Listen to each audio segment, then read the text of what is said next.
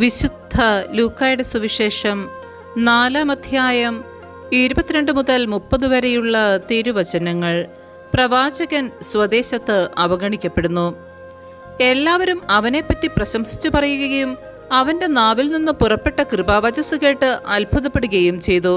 ഇവൻ ജോസഫിൻ്റെ മകനല്ലേ എന്ന് അവർ ചോദിച്ചു. അവൻ അവരോട് പറഞ്ഞു, വൈദ്യ, നിന്നെ തന്നെ സുഖപ്പെടുത്തുക എന്ന ചൊല്ല് ഉദ്ധരിച്ചുകൊണ്ട് തീർച്ചയായും നിങ്ങൾ എന്നോട് കഫർനാമിൽ നീ ചെയ്ത അത്ഭുതങ്ങൾ ഇവിടെ നിന്റെ സ്വന്തം സ്ഥലത്തും ചെയ്യുക എന്ന് പറയും. എന്നാൽ സത്യമായി ഞാൻ നിങ്ങളോട് പറയുന്നു, ഒരു പ്രവാചകനും സ്വന്തം നാട്ടിൽ സ്വീകരിക്കപ്പെടുന്നില്ല. സത്യമായി ഞാൻ നിങ്ങളോട് പറയുന്നു, ഏലിയ പ്രവാചകന്റെ കാലത്ത് ഇസ്രയേലിൽ അനേകം വിധവകളുണ്ടായിരുന്നു. അന്ന് 3 വർഷവും 6 മാസവും ആകാശം അടയ്ക്കപ്പെടുകയും ഭൂമിയിലെങ്ങും രൂക്ഷമായ ക്ഷാമമുണ്ടാവുകയും ചെയ്തു. എന്നാൽ സീദോനിൽ സറപ്തായിലെ ഒരു വിധവയുടെ അടുത്തേക്കല്ലാതെ മറ്റാരുടെ അടുത്തേക്കും ഏലിയ അയക്കപ്പെട്ടില്ല.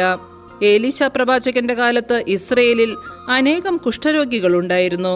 എന്നാൽ അവരിൽ സിറിയാക്കാരനായ നാമാനല്ലാതെ മറ്റാരും സുഖമാക്കപ്പെട്ടില്ല.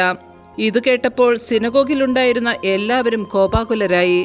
അവർ അവനെ പട്ടണത്തിൽ നിന്ന് പുറത്താക്കുകയും തങ്ങളുടെ പട്ടണം സ്ഥിതി ചെയ്യുന്ന മലയുടെ ശൃംഗത്തിൽ നിന്ന് താഴേക്ക് തള്ളിയിടാനായി കൊണ്ടുപോവുകയും ചെയ്തു.